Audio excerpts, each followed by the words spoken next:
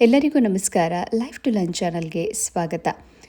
ಇದೇ ಏಪ್ರಿಲ್ 27ನೇ ತಾರೀಕಿನ ಸೋಮವಾರದ ದಿವಸ ವೈಶಾಖ ಮಾಸದ ಶುಕ್ಲ ಪಕ್ಷದ ಏಕಾದಶಿಯನ್ನು ಆಚರಿಸಲಾಗುತ್ತೆ. ಪುರಾಣಗಳ ಪ್ರಕಾರ ಈ ವೈಶಾಖ ಮಾಸದ ಶುಕ್ಲ ಪಕ್ಷದ ಏಕಾದಶಿಯ ದಿವಸದಂದು ವಿಷ್ಣು ಮೋಹಿನಿ ಅವತಾರವನ್ನು ತಾಳಿ ದೇವತೆಗಳನ್ನು ರಕ್ಷಿಸಿದ್ದರಿಂದ ಇದನ್ನು ಮೋಹಿನಿ ಏಕಾದಶಿ ಎಂದು ಕರೆಯಲಾಗುತ್ತೆ ಅಂತ ಹೇಳಲಾಗುತ್ತೆ. ಏಪ್ರಿಲ್ 26ನೇ ತಾರೀಕಿನ ಭಾನುವಾರದ ದಿವಸ ಸಾಯಂಕಾಲ 6:07 ಏಪ್ರಿಲ್ 27ನೇ ತಾರೀಕಿನ ಸೋಮವಾರದ ಸಾಯಂಕಾಲ 6:16 ಏಕಾದಶಿ ತಿಥಿ ಇರುತ್ತೆ. ಈ ದಿವಸ ಪೂರ್ವ ಫಲ್ಗುಣಿ ಮತ್ತು ಉತ್ತರ ಫಲ್ಗುಣಿ ನಕ್ಷತ್ರವಿದ್ದು ಧ್ರುವಯೋಗದಿಂದ ಕೂಡಿರುವಂತಹ ದಿವಸವಾಗಿರುತ್ತೆ. ಈ ದಿನದ ಬ್ರಹ್ಮ ಮುಹೂರ್ತ ಬೆಳಿಗ್ಗೆ 4:23 5:11 ಇಲ್ಲಿ ಧರ್ಮರಾಯನ ಮುಖಾಂತರ ಪ್ರತಿ ಏಕಾದಶಿಯ ಮಹತ್ವವನ್ನು ಕೃಷ್ಣ ನಮ್ಮೆಲ್ಲರಿಗೆ ತಿಳಿಸ್ಕೊಡ್ತಾನೆ. ಅದರಂತೆ ಈ ಏಕಾದಶಿಯಲ್ಲೂ ಸಹ ಧರ್ಮರಾಯ ಶ್ರೀಕೃಷ್ಣನಿಗೆ ವೈಶಾಖ ಮಾಸದ ಶುಕ್ಲ ಪಕ್ಷದ ಏಕಾದಶಿಯ ವಿವರವನ್ನು, ಮಹತ್ವವನ್ನು, ಉಪವಾಸದ ವಿಧಾನವನ್ನು ವಿವರವಾಗಿ ತಿಳಿಸ್ಕೊಡುವಂಥ ಪ್ರಾರ್ಥನೆಯನ್ನು ಮಾಡಿದ್ದಾನೆ.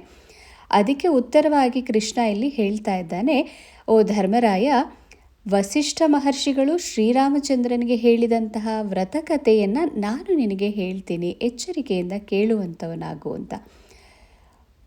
ಪದ್ಮಪುರಾಣದಲ್ಲಿ ಇರುವ ಹಾಗೆ ಒಮ್ಮೆ ಶ್ರೀರಾಮಚಂದ್ರ ವಸಿಷ್ಠರಿಗೆ ಕೇಳುವಂತಹ ಪ್ರಶ್ನೆ, ಓ ಗುರುಶ್ರೇಷ್ಠರೇ, ನಾನು ಬಹಳಷ್ಟು ನೋವನ್ನು ಅನುಭವಿಸಿದ್ದೇನೆ.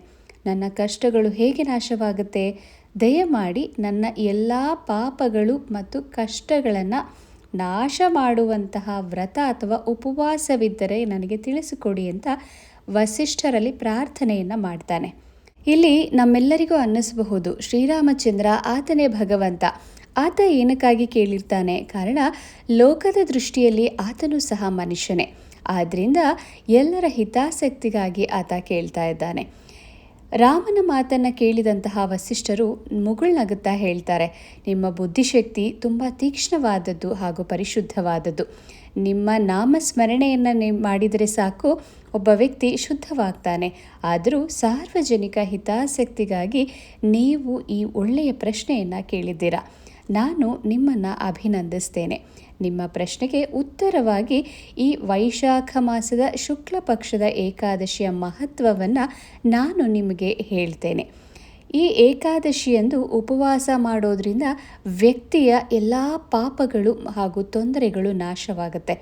ಈ ಉಪವಾಸದ ಪರಿಣಾಮದಿಂದ ವ್ಯಕ್ತಿ ಮೋಹದ ಬಲೆಯಿಂದ ಮುಕ್ತನಾಗ್ತಾನೆ. ದುಃಖಿತ ವ್ಯಕ್ತಿ ಆ ಉಪವಾಸವನ್ನು, ಅಂದರೆ ಆ ದಿವಸದಂದು ಉಪವಾಸವನ್ನು ಆಚರಿಸೋದ್ರಿಂದ ವ್ಯಕ್ತಿಯ ಎಲ್ಲ ಪಾಪಗಳು ನಾಶವಾಗತ್ತೆ ಅಂತ ತಿಳಿಸ್ತಾ ಅದರ ಮಹತ್ವವನ್ನು ಈ ರೀತಿಯಾಗಿ ಹೇಳ್ತಾ ಹೋಗ್ತಾರೆ. ಈ ಏಕಾದಶಿಯನ್ನು ಮೋಹಿನಿ ಏಕಾದಶಿ ಅಂತ ಕರೀತಾರೆ.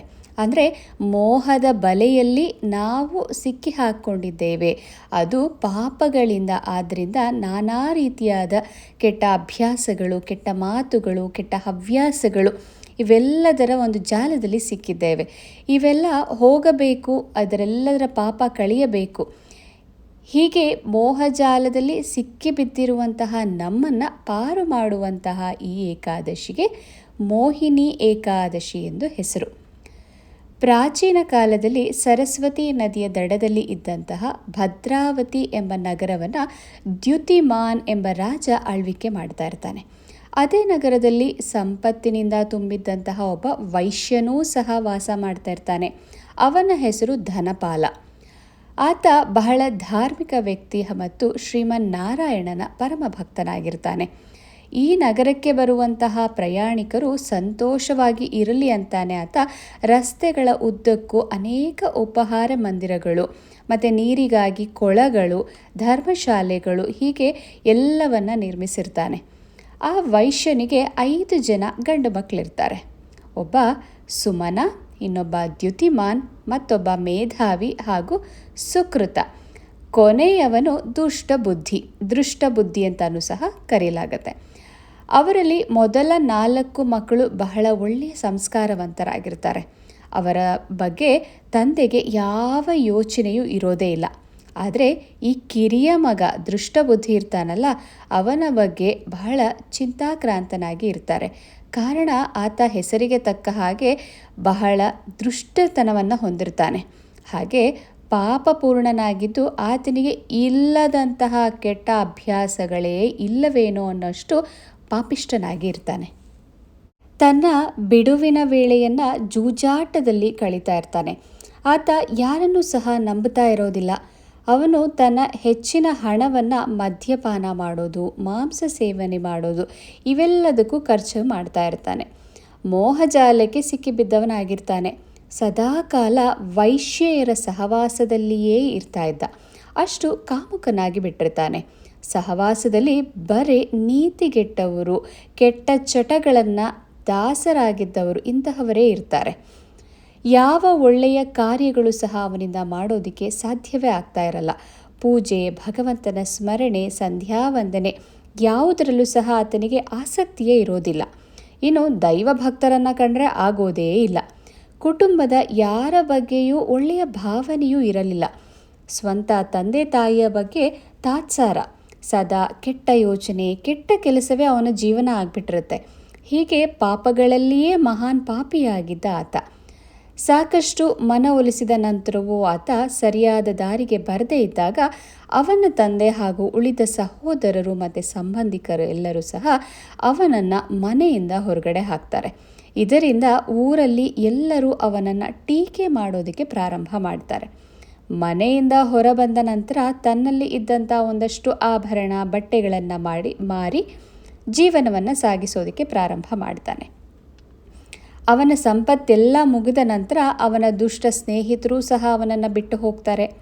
ಅಷ್ಟೇ ಅಲ್ಲದೆ ಅವನಿಂದ ಲಾಭವನ್ನು ಪಡೀತಿದ್ದಂತಹ ವೈಶ್ಯೆಯರೂ ಸಹ ಬಿಟ್ಟು ಹೋಗ್ತಾರೆ. ಯಾವುದೇ ಸಂಪತ್ತಿಲ್ಲದೆ ಕೊನೆಗೆ ಆತ ಹಸಿವು ಮತ್ತು ಬಾಯಾರಿಕೆಯಿಂದ ಬಳಲ್ತಾ ಇದ್ದಾಗ ಆತ ಕಳ್ಳತನದ ಬಗ್ಗೆ ಯೋಚನೆ ಮಾಡ್ತಾನೆ. ಅಲ್ಲಿವರೆಗೆ ಅದೊಂದು ಇರಲಿಲ್ಲ, ಈಗ ಅದನ್ನು ಪ್ರಾರಂಭ ಮಾಡಿದ್ದಾನೆ. ರಾತ್ರಿಯ ವೇಳೆಯಲ್ಲಿ ಕದಿಯೋದಕ್ಕೆ ಪ್ರಾರಂಭವನ್ನು ಮಾಡಿ ಆ ಮೂಲಕ ಸಂಪಾದಿಸಲು ಪ್ರಾರಂಭ ಮಾಡ್ತಾನೆ. ಆದರೆ ಕಳ್ಳ ಒಂದಿನ ಅಲ್ಲ ಒಂದಿನ ಸಿಕ್ಕಿಬೀಳಲೇಬೇಕಲ್ವಾ? ಹಾಗೆ ಆತನೂ ಸಹ ಒಂದು ದಿನ ಸಿಕ್ಕಿಬೀಳ್ತಾನೆ. ಆದರೆ ಸೈನಿಕರು ಅವನನ್ನು ಈ ವೈಶ್ಯನ ಮಗ ಅಂತ ತಿಳ್ಕೊಂಡು ಅವನ್ನ ಬಿಟ್ಬಿಡ್ತಾರೆ.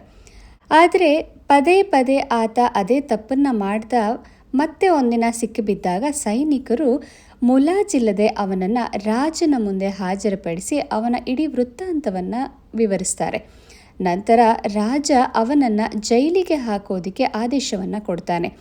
ಜೈಲಿನಲ್ಲಿ ರಾಜನ ಆದೇಶದ ಮೇರೆಗೆ ಅವನನ್ನು ವಿವಿಧ ರೀತಿಯಾಗಿ ಚಿತ್ರಹಿಂಸೆಗೆ ಒಳಪಡಿಸಲಾಗುತ್ತೆ. ಹಾಗೂ ಅಂತಿಮವಾಗಿ ಅವನನ್ನು ನಗರದಿಂದ ಹೊರಹಾಕಲು ಆದೇಶವನ್ನು ನೀಡಲಾಗುತ್ತೆ. ಗಡಿಪಾರಾಗಬೇಕಾಯ್ತಲ್ಲ ಅಂತ ಬಹಳ ದುಃಖಿತನಾಗಿ ಆತ ನಗರವನ್ನು ಬಿಟ್ಟು ಹೋಗ್ಬಿಡ್ತಾನೆ.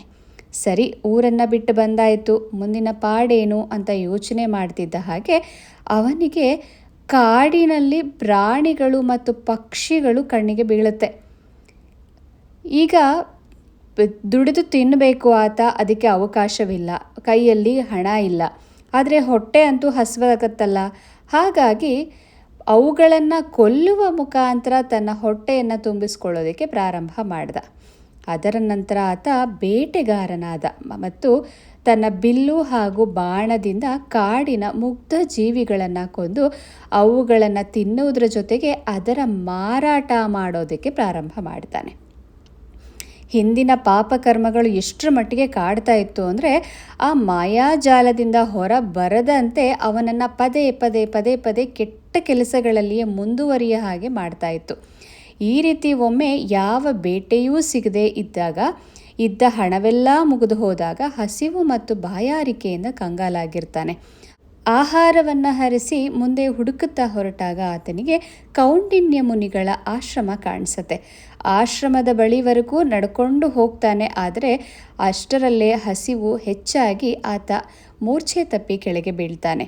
ಅದು ವೈಶಾಖ ಮಾಸವಾಗಿತ್ತು. ಕೌಂಡಿನ್ಯ ಮುನಿಗಳು ಆಗಷ್ಟೇ ಗಂಗಾ ಸ್ನಾನವನ್ನು ಮುಗಿಸಿ ಬಂದಿರ್ತಾರೆ. ಅವರ ಒದ್ದೆಯಾಗಿದ್ದ ಬಟ್ಟೆಯಲ್ಲಿದ್ದಂತಹ ನೀರು ಆ ಪಾಪಿಯ ಮೈ ಮೇಲೆ ಬೀಳುತ್ತೆ. ಅದರ ಪರಿಣಾಮವಾಗಿ ಅವನಿಗೆ ಸ್ವಲ್ಪ ಜ್ಞಾನ ಬರುತ್ತೆ. ಆಗ ಎಚ್ಚೆತ್ತುಕೊಂಡು ಆ ವ್ಯಕ್ತಿ ಋಷಿಗಳ ಬಳಿಗೆ ತಲುಪಿ ತನ್ನ ಕೈಗಳನ್ನು ಮುಗಿತಾ ಹೇಳ್ತಾನೆ, ಓ ಮಹಾತ್ಮ, ನಾನು ನನ್ನ ಜೀವನದಲ್ಲಿ ಅನೇಕ ಪಾಪ ಕರ್ಮಗಳನ್ನು ಮಾಡಿದ್ದೇನೆ.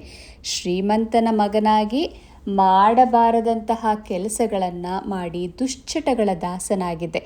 ಸಾಕಾಗಿದೆ ಈ ಜೀವನ. ಯಾವ ಕರ್ಮಕ್ಕಾಗಿ ಈ ಶಿಕ್ಷೆ? ಇನ್ನು ಎಷ್ಟು ಕಾಲ? ದಯಮಾಡಿ ಈ ಪಾಪಗಳಿಂದ ಯಾವಾಗ ನನಗೆ ಮುಕ್ತಿ? ದಯಮಾಡಿ ತಿಳಿಸಿ ಅಂತ ಬಹಳ ವಿಧವಾಗಿ ಅಂಗಲಾಚ್ತಾನೆ. ಆಗ ಮಹರ್ಷಿಗಳು ಹೇಳ್ತಾರೆ, ನೀನು ಮಾಡಿರೋದು ಅಂತಿಂಥ ಕರ್ಮ ಅಲ್ಲ, ಅತ್ಯಂತ ಘೋರ ಪಾಪವನ್ನು ಮಾಡಿದೀಯಾ. ಅದನ್ನು ಕಳೆಯೋದಕ್ಕೆ ವೈಶಾಖ ಮಾಸದ ಶುಕ್ಲ ಪಕ್ಷದ ಏಕಾದಶಿಯಂದು ಉಪವಾಸ ಮಾಡು. ಈ ಏಕಾದಶಿಯ ಹೆಸರು ಮೋಹಿನಿ ಏಕಾದಶಿ. ನಮ್ಮ ಸಮಸ್ತ ಪಾಪವನ್ನು ಪರಿಹರಿಸುವಂತಹ ಏಕಾದಶಿ. ಶಾಸ್ತ್ರೋಕ್ತವಾಗಿ ಅಂದರೆ ಶಾಸ್ತ್ರದಲ್ಲಿ ಹೇಳಿರುವ ಹಾಗೆ ಅದೇ ದಿನದಲ್ಲಿ ಭಕ್ತಿಯಿಂದ ಈ ಏಕಾದಶಿ ಆಚರಣೆಯನ್ನು ಮಾಡಿ ಉಪವಾಸ ಮಾಡೋದ್ರಿಂದ ನಿನ್ನ ಎಲ್ಲ ಸಕಲ ಪಾಪಗಳು ನಾಶವಾಗತ್ತೆ ಅಂತ ಹೇಳ್ತಾರೆ. ಹಾಗೆ ಸರಳವಾದ ವ್ರತ ವಿಧಾನವನ್ನು ಸಹ ತಿಳಿಸ್ತಾರೆ. ಅವರು ತಿಳಿಸಿದ ವಿಧಾನದಲ್ಲಿಯೇ ಮೋಹಿನಿ ಏಕಾದಶಿ ಆಚರಣೆಯನ್ನು ಉಪವಾಸವನ್ನು ಮಾಡಿ ಕೌಂಡಿನ್ಯ ಮಹರ್ಷಿಗಳ ಸೂಚನೆಯಂತೆಯೇ ಶ್ರದ್ಧಾಭಕ್ತಿಯಿಂದ ಏಕಾದಶಿಯನ್ನು ಆಚರಣೆ ಮಾಡ್ತಾನೆ. ಅಂದಿನಿಂದ ಆತ ಉತ್ತಮ ಮನುಷ್ಯನಾಗ್ತಾನೆ. ಹೀಗೆ ಎಲ್ಲ ಏಕಾದಶಿಗಳನ್ನು ಮಹರ್ಷಿಗಳಲ್ಲಿ ಕೇಳಿ ತಿಳಿದುಕೊಂಡು ಎಲ್ಲವನ್ನ ಚಾಚೂ ತಪ್ಪದೆ ಶಾಸ್ತ್ರೋಕ್ತವಾಗಿ ಅವರ ಜೊತೆಯಲ್ಲಿಯೇ ಇದ್ದು ಆಚರಣೆಯನ್ನು ಮಾಡ್ತಾನೆ. ವಸಿಷ್ಠರು ಹೇಳ್ತಾರೆ, ಓ ಶ್ರೀರಾಮ, ಈ ವ್ರತದ ಪರಿಣಾಮದಿಂದ ಆತನ ಎಲ್ಲ ಪಾಪಗಳು ನಾಶವಾದವು. ಕೊನೆಗೆ ಆತ ಗರುಡನ ಮೇಲೆ ಸವಾರಿ ಮಾಡಿಕೊಂಡು ವಿಷ್ಣು ಲೋಕಕ್ಕೆ ಹೋದ. ಈ ವ್ರತಕ್ಕಿಂತ ಉತ್ತಮವಾದ ವ್ರತ ಜಗತ್ತಿನಲ್ಲಿ ಇನ್ನೊಂದಿಲ್ಲ. ಅದರ ಶ್ರೇಷ್ಠತೆಯ ಈ ಕಥೆಯ ಶ್ರವಣ ಅಥವಾ ಪಠಣವನ್ನು ಮಾಡೋದ್ರಿಂದಲೂ ಈ 1000 ಗೋವುಗಳನ್ನು ದಾನ ಮಾಡುವಂತಹ ಪುಣ್ಯ ಲಭ್ಯವಾಗತ್ತೆ. ಈ ರೀತಿಯಾಗಿ ವಸಿಷ್ಠರು ಶ್ರೀರಾಮಚಂದ್ರನಿಗೆ ತಿಳಿಸಿದಂತಹ ಏಕಾದಶಿ ಮಹತ್ವವನ್ನು ಕೃಷ್ಣ ಧರ್ಮರಾಯನ ಮುಖಾಂತರ ನಮ್ಮೆಲ್ಲರಿಗೆ ತಿಳಿಸಿದ್ದಾನೆ. ಒಟ್ಟಾರೆಯಾಗಿ ನೋಡಿದಾಗ ಯಾರಿಗೇ ಆಗಲಿ, ಒಬ್ಬ ಜೀವಿಗೆ, ಒಂದು ಮಕ್ಕಳಿಗಾಗಲಿ ದೊಡ್ಡವರಿಗಾಗಲಿ ಒಳ್ಳೆಯ ಸಹವಾಸದಲ್ಲಿ ಉಳಿಬೇಕು ನಾವು. ಒಳ್ಳೆಯ ಸಹವಾಸದಿಂದ ಒಳ್ಳೆಯ ಜ್ಞಾನಾರ್ಜನೆ ಆಗತ್ತೆ, ಒಳ್ಳೆಯ ಅಭ್ಯಾಸಗಳು ಮೈದೂಡಿಕೊಳ್ಳುತ್ತೆ. ಕೆಟ್ಟವರ ಸಹವಾಸ, ದುಷ್ಟಜನರ ಸಹವಾಸ ನಮ್ಮನ್ನು ಪಾಪ ಕೆಲಸಗಳನ್ನು ಮಾಡೋದಕ್ಕೆ ಪ್ರೇರೇಪಣೆ ಕೊಡುತ್ತೆ. ಅಂತಹ ಸಹವಾಸ ವ್ಯಕ್ತಿಯನ್ನು ನರಕಕ್ಕೆ ಕರೆದೊಯ್ಯುತ್ತೆ ಅನ್ನೋದನ್ನ ಈ ಒಂದು ಏಕಾದಶಿಯ ಮಹತ್ವದಿಂದ ತಿಳಿಬಹುದು. ಪೂಜಾ ವಿಧಾನವನ್ನು ನೋಡೋದಾದರೆ ಈ ದಿವಸ ದಶಾವತಾರದ ಯಾವುದಾದ್ರೂ ವಿಷ್ಣುವಿನ ವಿಗ್ರಹ ಅಥವಾ ಫೋಟೋವನ್ನು ಇಟ್ಟು ಕೂಡ ನಾವು ಪೂಜೆಯನ್ನು ಮಾಡಬಹುದು. ಮುಖ್ಯವಾಗಿ ಈ ದಿವಸ ರಾಮದೇವರ ಫೋಟೋ ಅಥವಾ ರಾಮನ ವಿಗ್ರಹ ಇದ್ದರೆ ಬಹಳ ಉತ್ತಮ. ಕಾರಣ ಈ ಏಕಾದಶಿಯನ್ನು ಸ್ವಯಂ ರಾಮನೇ ಆಚರಿಸಿದ್ದಾನೆ ಅಂತ ಪುರಾಣಗಳಲ್ಲಿ ಹೇಳಲಾಗಿದೆ. ಈ ದಿವಸ ವಿಷ್ಣುವಿನ ಯಾವುದೇ ರೂಪಕ್ಕಾದರೂ ಪೂಜೆಯನ್ನು ಮಾಡಬಹುದು. ಯಥಾನುಕೂಲ ಯಥಾಶಕ್ತಿಯಿಂದ ಭಗವಂತನನ್ನು ಆರಾಧಿಸೋದು ಬಹಳ ಮುಖ್ಯ. ಈ ಯಾವುದೇ ಪೂಜೆಗಳಲ್ಲಾಗಲಿ ಆಡಂಬರಕ್ಕಿಂತ ಭಕ್ತಿ ಹೆಚ್ಚಾಗಿರಬೇಕು. ಈ ದಿವಸ ತುಳಸಿ ಅರ್ಚನೆಯನ್ನು ಮಾಡಬೇಕು. ತುಳಸಿ ಮಾಲೆ ಲಭ್ಯವಿದ್ದರೆ ಧರಿಸಬಹುದು, ಇಲ್ಲವೇ ಬಿಡಿ ತುಳಸಿ ಇದ್ದರೆ ಅರ್ಚನೆಗೆ ಬಳಸಬಹುದು. ಕೈಯಲ್ಲಿ ತುಳಸಿ ಮತ್ತು ಮಂತ್ರಾಕ್ಷತೆಯನ್ನು ಹಿಡ್ಕೊಂಡು ಮಂತ್ರ ಮುಖೇನ ಇಲ್ಲವೇ ಮನಸ್ಸಿನಲ್ಲಿಯೇ ಸಂಕಲ್ಪವನ್ನು ಮಾಡಿಕೊಂಡು ಮೊದಲು ವಿಘ್ನೇಶ್ವರನಿಗೆ ನಮಿಸಿ ನಂತರ ಕುಲದೇವರಿಗೆ ಪೂಜೆಯನ್ನು ಮಾಡಿ ಆ ನಂತರ ಲಕ್ಷ್ಮೀ ಸಹಿತ ವಿಷ್ಣುದೇವರಿಗೆ ನಾಮಾವಳಿಗಳನ್ನು ಹೇಳ್ತಾ ತುಳಸಿ ಅರ್ಚನೆಯನ್ನು ಮಾಡಬೇಕು. ಏಪ್ರಿಲ್ 26ನೇ ತಾರೀಕು ಭಾನುವಾರದ ದಿವಸ ದಶಮಿ ಆಗಿರುತ್ತೆ. ಆ ದಶಮಿಯ ದಿವಸವೇ ಒಪ್ಪತ್ತನ್ನು ಮಾಡುವ ಮುಖಾಂತರ ಏಕಾದಶಿಗೆ ಸಿದ್ಧರಾಗಿರಬೇಕು. ಏಪ್ರಿಲ್ 27ನೇ ತಾರೀಕು ಏಕಾದಶಿ ಪೂರ್ಣ ಉಪವಾಸ. ಹಾಗೆ ಏಪ್ರಿಲ್ 28ನೇ ತಾರೀಕು ಮಂಗಳವಾರ ದ್ವಾದಶಿ. ಈ ಬಾರಿಯ ದ್ವಾದಶಿ ಬಹಳ ಶ್ರೇಷ್ಠವಾದದ್ದು. ಕಾರಣ ತ್ರಿಪುಷ್ಕರ ಯೋಗವಿರುವಂತಹ ಒಂದು ಶುಭ ದಿನ. ದ್ವಾದಶಿಯ ಪಾರಣೆಯ ಸಮಯ ಬೆಳಗ್ಗೆ 6 ಗಂಟೆಯಿಂದ 8 ಗಂಟೆ 31 ನಿಮಿಷದವರೆಗೆ. ಪ್ರತಿ ಬಾರಿ ಹೇಳೋ ಹಾಗೆ ಈ ಬಾರಿಯೂ ಹೇಳುವಂತಹದ್ದು, ಏಕಾದಶಿಯ ದಿವಸ ಆದಷ್ಟು ಭಗವಂತನ ಧ್ಯಾನವನ್ನು ಮಾಡಿ ಗೊತ್ತಿರುವಂತಹ ಎಲ್ಲ ಶ್ಲೋಕಗಳನ್ನು ಹೇಳಿ ವಿಷ್ಣುವಿಗೆ ಸಂಬಂಧಿಸಿದಂತಹ ವಿಷ್ಣು ಸಹಸ್ರನಾಮ ಇರ್ಬೋದು, ದಶಾವತಾರ ಸ್ತೋತ್ರ, ಶ್ರೀಹರಿ ಸ್ತೋತ್ರ, ನಾರಾಯಣ ಕವಚ, ಹೀಗೆ ನಿಮಗೆ ಬರುವಂತಹ ಯಾವುದೇ ಭಗವಂತನ ನಾಮಾವಳಿಗಳನ್ನು ಹೇಳ್ಬೋದು. ಹಾಗೆ ಬರಲಿಲ್ಲ ಅನ್ನೋಂಥವ್ರು ಕೇಳ್ಕೊಳ್ಬೋದು. ದಿನಪೂರ್ತಿ ಭಗವಂತನ ನಾಮಸ್ಮರಣೆಯನ್ನು ಮಾಡಿ ವಿಷ್ಣುವಿನ ಬೀಜ ಮಂತ್ರವಾಗಿರುವಂತಹ ಓಂ ನಮೋ ನಾರಾಯಣಾಯ ಇದನ್ನು ದಿನಪೂರ್ತಿಯಾಗಿ ಯಾರಿಗೆಲ್ಲ ಯಾವ ಶ್ಲೋಕವೂ ಹೇಳೋದಕ್ಕೆ ಬರೋದಿಲ್ಲ, ಸಮಯ ಇಲ್ಲ, ಇಂತಹ ಒಂದು ಕಾರಣಗಳಿದ್ದಾಗ ದಿನಪೂರ್ತಿಯಾಗಿ ನಾವು ಎಷ್ಟು ಬಾರಿ ಆಗುತ್ತೋ ಎಲ್ಲಿ ಬೇಕಾದರೂ ಇದನ್ನು ನಾವು ಜಪಿಸ್ಬೋದು. ಹಾಗಾಗಿ ಏಕಾದಶಿಯ ದಿವಸ ತಪ್ಪದೆ ಓಂ ನಮೋ ನಾರಾಯಣಾಯ ಅಥವಾ ಓಂ ನಮೋ ಭಗವತೆ ವಾಸುದೇವಾಯ ಈ ಬೀಜ ಮಂತ್ರವನ್ನು ದಿನಪೂರ್ತಿಯಾಗಿ ಎಷ್ಟು ಬಾರಿ ಸಾಧ್ಯ ಅಷ್ಟು ಬಾರಿ ಪಾರಾಯಣವನ್ನು ಮಾಡಿ. ಮೋಹಿನಿ ಏಕಾದಶಿಗೆ ಸಂಬಂಧಿಸಿದಂತಹ ಈ ಒಂದು ವಿಡಿಯೋ ನಿಮ್ಮೆಲ್ಲರಿಗೂ ಇಷ್ಟವಾಗಿದೆ ಅಂತ ಭಾವಿಸ್ತೇನೆ. ಮತ್ತೆ ಮುಂದಿನ ವಿಡಿಯೋದಲ್ಲಿ ಭೇಟಿಯಾಗೋಣ. ಅಲ್ಲಿಯವರೆಗೂ ಸಮಸ್ತ ಲೋಕ ಸುಖಿನೋ ಭವಂತು.